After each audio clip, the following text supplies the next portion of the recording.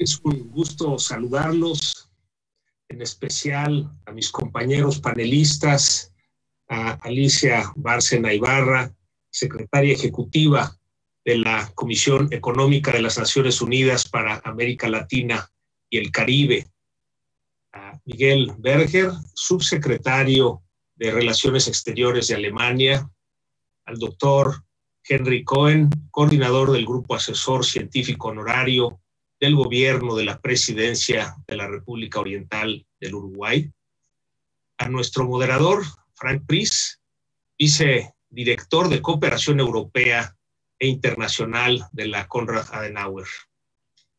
A todas las amigas y amigos que nos acompañan de forma virtual. Agradezco la amable invitación que me hizo la Unión de Empresarios Católicos de Alemania, la BKU, y la Fundación Konrad Adenauer, la CAS, en la que abordamos un tema que no solo es coyuntural, sino una preocupación que no distingue fronteras. El título del panel es retador. Estamos frente a la posibilidad de tener una década perdida. Y en particular me han pedido que aborde el tema de la viabilidad futura de las empresas a pesar de la crisis. Retos y necesidades de las empresas en la pandemia. Empezaría por comentar cómo está la situación de la crisis en nuestro país, en México. Esta crisis de salud de la pandemia del COVID-19 nos ha colocado como el país número 3 en el mundo con mayor número de fallecimientos. Más de 180,000 fallecimientos, aproximadamente la tercera parte de los que ocurren en América Latina. Esto ha generado una crisis económica con una caída de 8.5%, la caída más profunda en la economía que hemos tenido en los últimos 100 años. Y si bien es cierto que hay un pronóstico de rebote de un 4.5 en este 2021, vemos una recuperación en K. Es decir, a veces los promedios no nos sirven porque cuando analizamos sector por sector nos damos cuenta que hay sectores muy golpeados como es el turismo, los hoteles, los restaurantes, la industria textil, la industria de la construcción, el entretenimiento, los gimnasios. Por otro lado, hay sectores que han crecido aún en la pandemia, como es el sector de tecnología, el comercio electrónico, las farmacéuticas, la salud y el agroalimentario. Entonces, cuando hablamos de la recuperación para las empresas, sí, en promedio nos llevará en México 2 años en recuperar el nivel que teníamos antes de la pandemia. Pero cuando observamos estos sectores golpeados, vemos que sobre todo la parte del turismo, restaurantes, hoteles y entretenimiento, cuya caída ha sido entre el 40 y el 50%, les llevará de 4 a 6 años la recuperación económica en su sector. Esta crisis económica ha traído una crisis de empleo. Se perdieron 1.100.000 empleos formales, es decir, aproximadamente el 5% del empleo en solo 5 meses que estuvo cerrada la economía. Hemos recuperado parte de ese empleo, pero todavía tenemos 650,000 empleos perdidos de los empleos formales y aproximadamente 2 millones de empleos informales que no se han recuperado. Esto ha traído también como consecuencia que más de 1 millón de empresas han tenido que cerrar. Las empresas socias de Coparmex nos reportan el 79% ha tenido una disminución en sus ingresos de aproximadamente el 50% de sus ingresos. Desde el punto de vista de Coparmex, hicimos propuestas al gobierno mexicano para atenuar las consecuencias de esta crisis. Propusimos, por ejemplo, los remedios solidarios, que tiene 3 componentes. Primero, el salario solidario, es decir, que los salarios más bajos fueran pagados una parte por el gobierno federal y otra parte por el empleador. El segundo componente es el bono solidario, es decir, que para reactivar el empleo se diera un bono a las empresas que iniciaran la recontratación de personal. Y el seguro solidario, que está orientado a todos aquellos que perdieron su empleo formal y consiste en que reciban un salario mínimo durante 6 meses o hasta que consigan el empleo. También propusimos incentivos fiscales y propusimos que el gobierno devolviera los saldos a favor de los impuestos que están afectando la liquidez de las empresas, así como también pagara a sus proveedores puntualmente para evitar estas crisis de liquidez. Desgraciadamente, la postura del gobierno fue no implementar ninguna de las propuestas que nosotros propusimos desde el sector empresarial. Esto contrasta con los apoyos que vemos que se dieron en otros países. En Alemania, inicialmente un 30% de su Producto Interno Bruto, en Estados Unidos un 13%. Ahora el presidente Biden ha anunciado 1.9 billones de dólares para ayuda a la economía. En Chile un 6%. La ayuda en México es menos del 1%. Si a esto adicionamos que el proceso de vacunas va muy lento, apenas pasamos la cifra de 1.7 millones de personas que han sido vacunadas de los 130 millones de habitantes. Esto contrasta con la velocidad a la que va nuestro vecino país del norte, con 1,5 millones de vacunas por día. Desde Coparmex, el mensaje que enviamos a las empresas es que tenemos que cuidar la salud de los colaboradores y al mismo tiempo cuidar la salud de las empresas. Sabemos, como ya se ha dicho en este panel, que conviviremos durante mucho tiempo con esta pandemia. Lo dijo con mucha claridad el señor Berger, que no sabemos cuánto tiempo más estaremos conviviendo con la realidad de la pandemia. Lo que hemos hecho desde Coparmex hacia las empresas, precisamente para lograr esta viabilidad de las empresas, consisten en 7 recomendaciones. Primero, reconocemos que estamos en una época de vacas flacas y que nos tenemos que preparar para sobrevivir esta crisis de la pandemia del COVID-19. También les hemos dicho a las empresas que no esperemos ayuda del gobierno. Cada empresa tiene que sobrevivir con sus propios recursos. Y para esto hemos elaborado 7 recomendaciones. La primera, cuidar a los colaboradores. Es importante en estos tiempos de pandemia conservar el empleo. En la medida de lo posible, no hacer recortes de personal, sino cuidar el que puedan permanecer en sus fuentes de trabajo para que cuando venga la reactivación de la economía, estén en su lugar de trabajo. La segunda recomendación es estar cerca de los clientes, aprovechar las tecnologías para estar cercanos a la distancia. De la misma manera que el día de hoy estamos cercanos a la distancia desde México, siendo horas tempranas de la mañana, hasta Alemania, siendo ya horas de la tarde. La tecnología nos permite estar cercanos. Eso mismo les decimos a las empresas, estemos cercanos de nuestros clientes para que en la reactivación económica, el momento en que reinicien sus actividades, nos favorezcan con sus pedidos.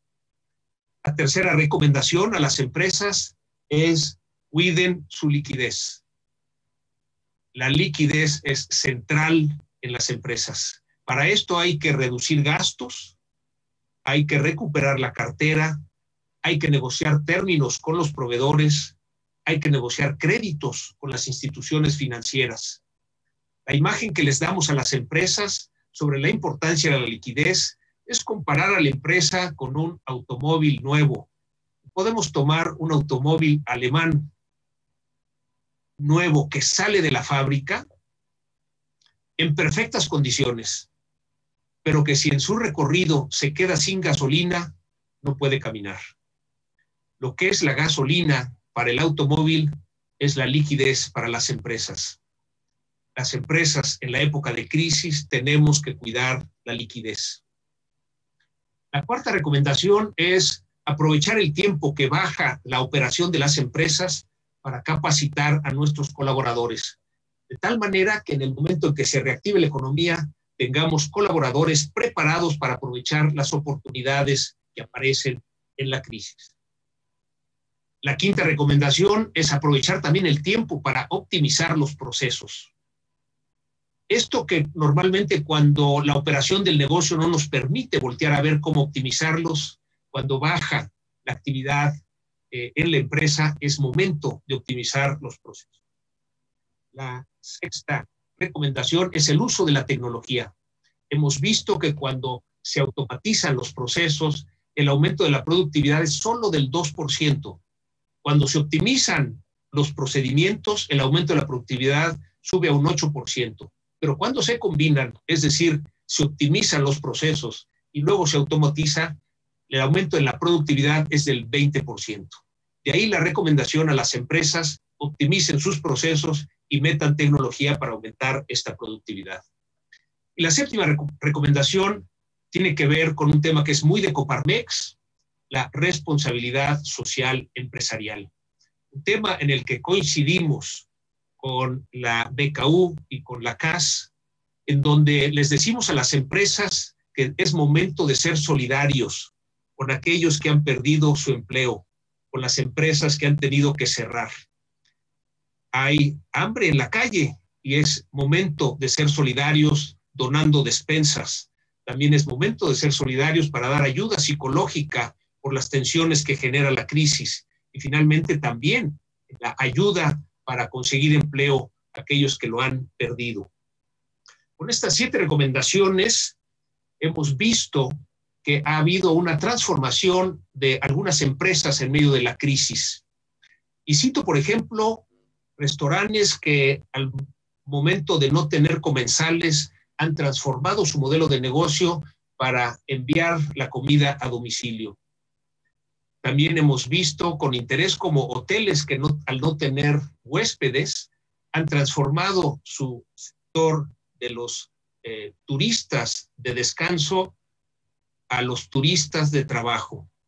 Es decir, aquellos que estamos trabajando desde casa, ofrecer la posibilidad de trabajar desde un hotel con las comodidades de tener acceso al internet de ancho de banda, alimentos con todo el cuidado, la sana distancia, los protocolos, de tal manera que podamos cambiar. Muchas empresas han transformado sus modelos de negocio a raíz de la crisis. Hemos visto empresas consultoras, por ejemplo, que nos decían que sus clientes los querían ver de manera presencial. Hoy, a partir de la crisis, los clientes piden que sea de manera virtual. Esto ha ampliado los mercados.